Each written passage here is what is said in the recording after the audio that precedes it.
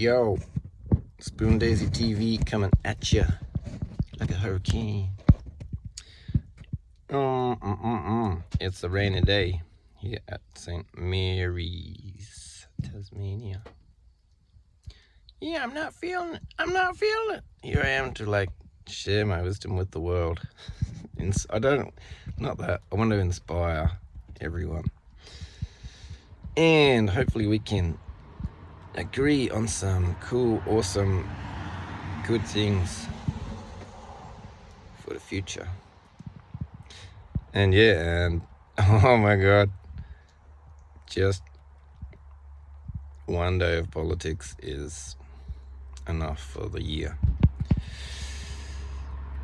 It takes a special breed of person to just do it all day, every day. I've heard politics described as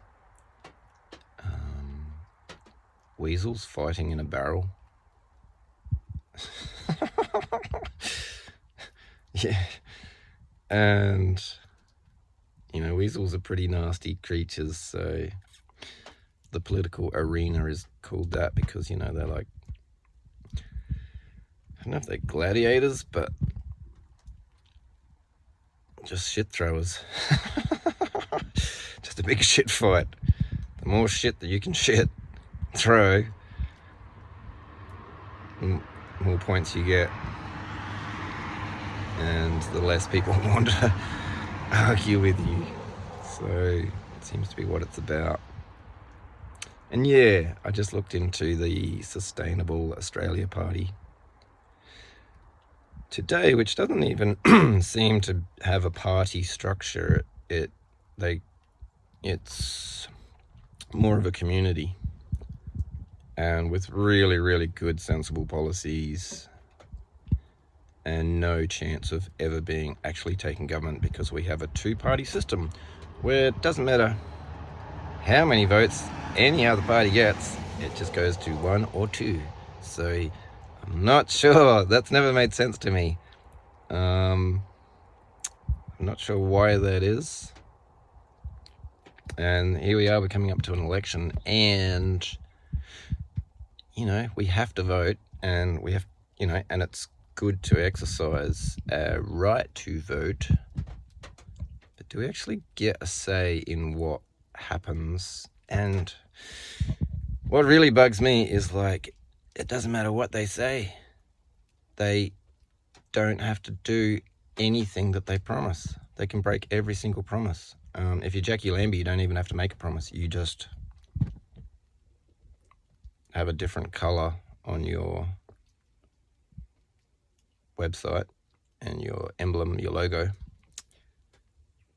and get up in Parliament. And she's very passionate about the Defence Force, but I'd be very interested to hear what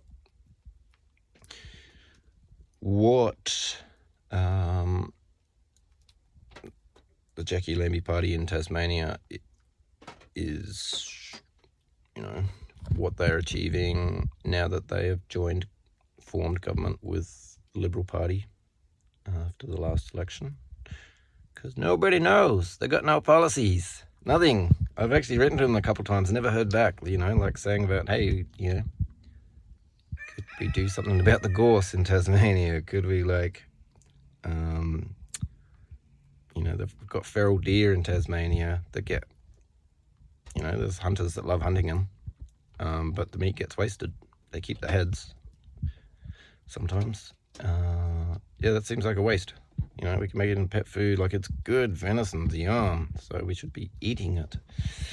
Anyway, never heard back from Jackie Lambie Network. That's not a party. I don't know, that's weird. Anyway, it's very bright yellow. It catches lots of attention. And people want an alternative. They know that it's just the same old. Literally, whoever's in political power won't do anything unless they have to. Because anything they do can set them up for trouble. And so if they don't have to do anything, they won't. that seems to be the rule of thumb. It's like, if you don't have to do anything, don't do anything. Just rake it in. Just collect your money. And anyway, back to the Sustainable Australia Party, who have some really, really good policies I really like. I've only just started reading through, and then my brain decided I want to be outside here in the nature.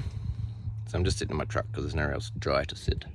But yeah, there's chookies out here at the Grey Mare's Tail Falls. I think it is. There's a waterfall here. It's quite nice. It's beautiful. Tassie's got so much good water.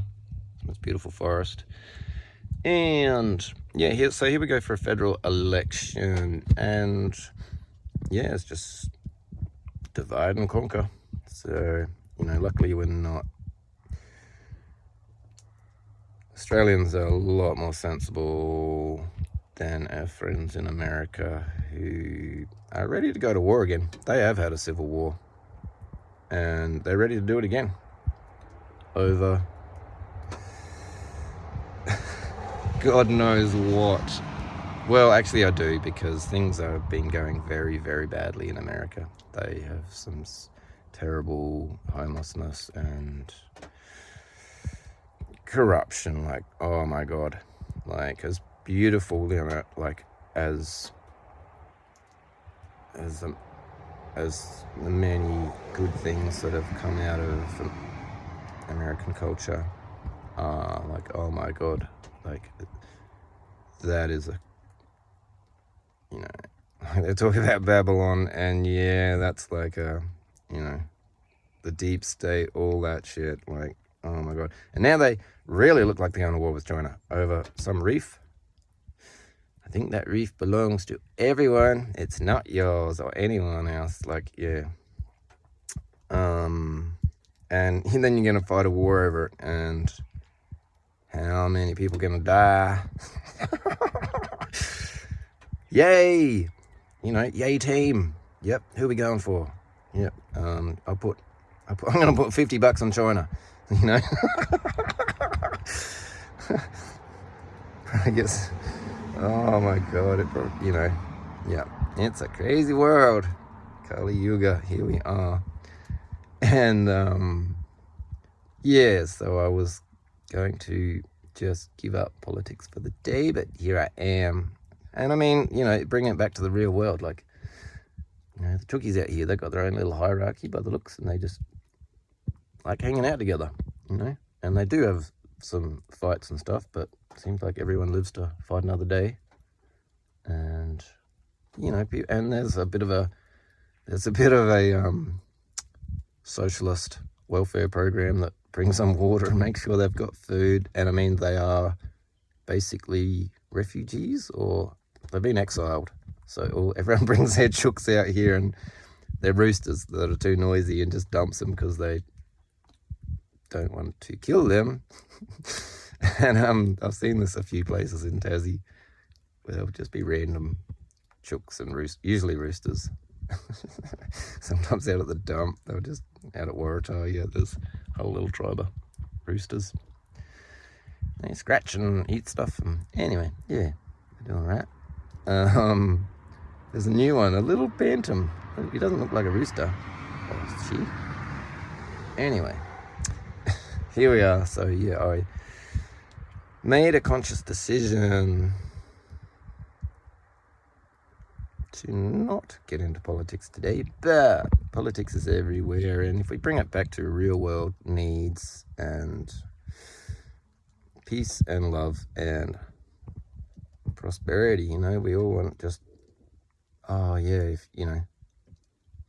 just having a place to live and call home and feel a part of and spend your energy and put your love into the land is amazing. And it's not all, it's not about money. Money's necessary in the world to trade. It does seem. Haven't been able to do without it yet. So, yep, we're all trading and doing things for each other and swapping money and well, most of us, some of us ain't swapping it. They just collect it and collect more, and then more, and then more, and the more they get, the less it seems. So they need even more. So yeah, but yeah, just a bit of time I've spent on a farm, friend's property. Recently, I was doing a little bit of paid work, but otherwise I'm just living there and just helping out, and it just feels so good. You know, it's the second time in Tassie that I've just spent time on a property as part of the community, and it just feels so good just to be doing stuff and yeah, just making things nice, and everyone deserves to have that, you know, throughout their life. They shouldn't have to work their entire life to get that. Like, that's the thing. Like, if you've got that, you want to stay. You don't want to go to work. You want to stay at home and do stuff. You want to work for yourself. So that's why that's a big. You know, that explains a lot. The separation from the means of production is you know, the basic theme of industrialization and capitalism. And yeah, because if you can stay at home and tend your own garden and grow your own food and, you know, feed your own chooks and still like be part of the community, and like, yeah, it's cool. Like, you know, you got lots of eggs, you can swap them for something else, and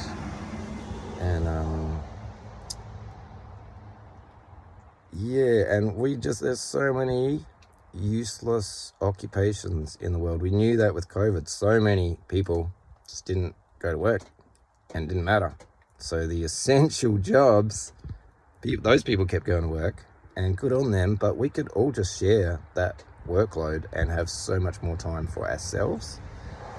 So, you know, yeah, we need to start somewhere with political reform, but maybe we just need to change the entire world. Like, maybe a big change is coming, and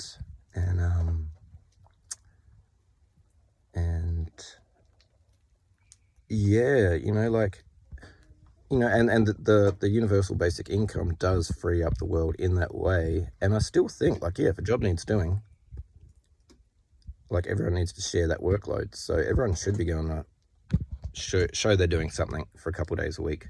You know, I reckon 2 or 3 days a week minimum for, who knows, like, just volunteering, just helping out. And if you give people ownership of something, like, you know, I see all these dairy farm jobs being advertised on the amazing service provided by these job service providers for how much money they get for putting a few jobs up on the screen and, you know, maybe helping you with your resume.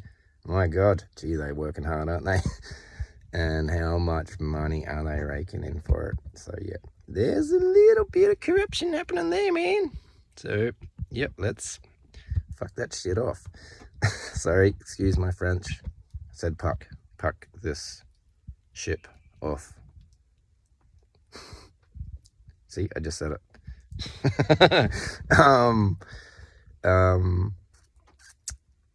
But yeah, the universal basic income does free us up, but you know, and people like working, people, and if you give people ownership, like, if, you know, if I did work on a dairy farm, and, you know, I like milk and cheese and yogurt and all that stuff, so I should probably help out a bit, and, you know, I could do a couple days milking the cows.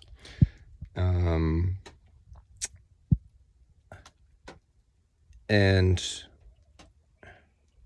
hang on, universal basic income, work, yep, jobs, like helping out. Yeah, there is work to be done, and if everyone's got skills, and ownership, you know, if you know, I'm there for a year and then, you know, a percentage of the profits goes to me, or, you know, I'm not real familiar with dairy farms, but I just know with other industries, like on a sheep farm, you know, I've worked on lots of sheep farms, and if I was, if we just earned a percentage of whatever the wool price brought in, then you know, that is an incentive to do the job better and make sure the sheep are in good nick, and, you know, maybe do a bit extra. Like, it's kind of weird because we just do a specialist job. We just take the wool off when we're shearing, but you know, I've helped a friend with their garlic, their beautiful homegrown organic garlic planting, and not usually there for the harvest, but I've done a bit of planting.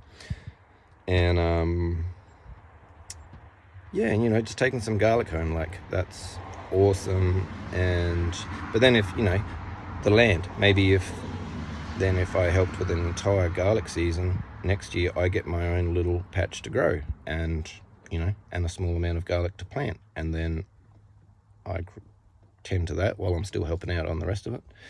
So, you know, just any business you look at, if you just give some ownership to your employees, just some little way, you don't give them the entire business, you just make it a bit theirs. They'll look after it. Like, okay, the barista, it's their coffee machine, theirs to look after. They'll take pride in that. They'll be like, and if not, you know, coffee machine breaks, and you get someone else to look after the coffee machine who is going to, you know, show it the right amount of attention and care.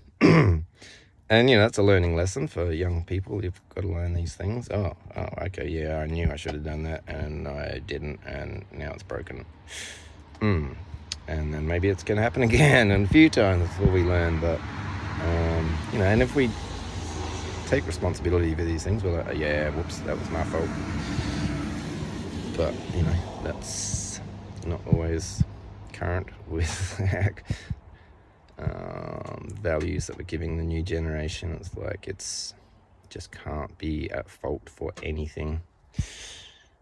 Where it's okay, it's like, put your hand up. Oh shit, yeah, that might have been me. At least part of that was my fault. Hey, my bad. Like, yeah, so we can be a lot better at that. Yeah, we can't be right about everything. We never are. So anyway, I have diverged from that again, and it is coming up to just hit the 18-minute mark. So that's a pretty long talk about not political stuff. So yeah, elections coming up, and who do we vote for? How much does our vote actually count?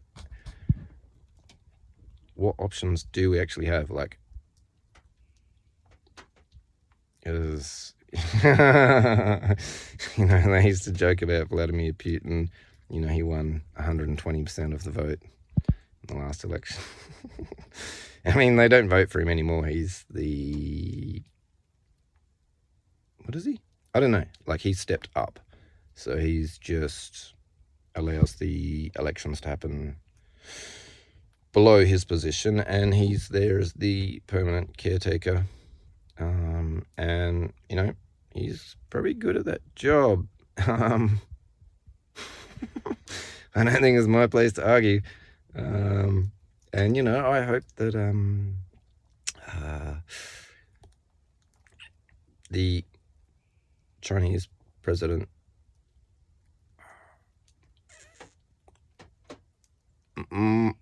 it'll come to me later. I do know that man's name, and I can't think of it right now.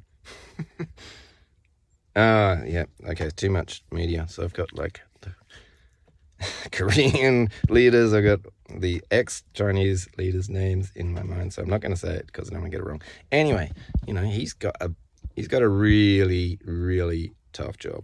Like, running China would be my worst nightmare.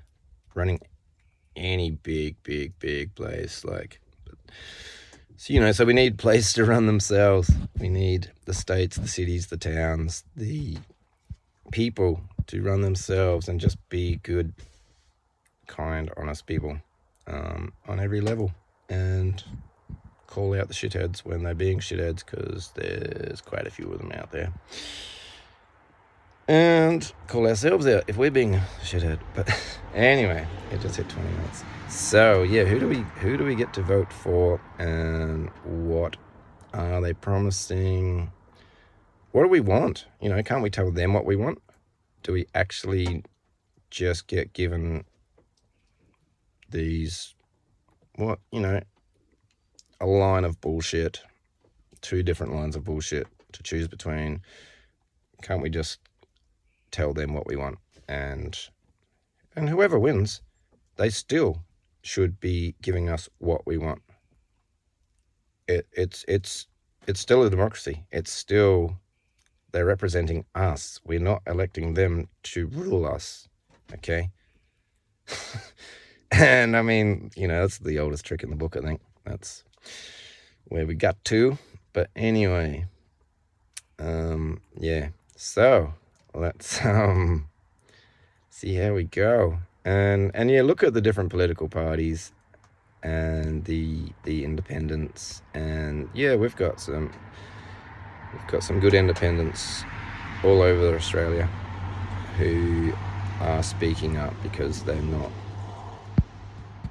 don't have to follow a party line which is tied very strongly to the money coming from the lobby groups. That's a big thing Sustainable Australia Party is about, is transparency. So if someone, might say it's a Liberal Party, but if what they're doing just represents a corporation, they're actually they're a corporate party. They're not actually the People's Party. So they need to, we have a right to know if that's what they're doing. And maybe they'll do it a bit differently if we've got a right to know. And, right, that was a long one. So let's call it a day. See what happens tomorrow. Okay. Signing out from St. Mary's Spoon Daisy TV. Bye-bye.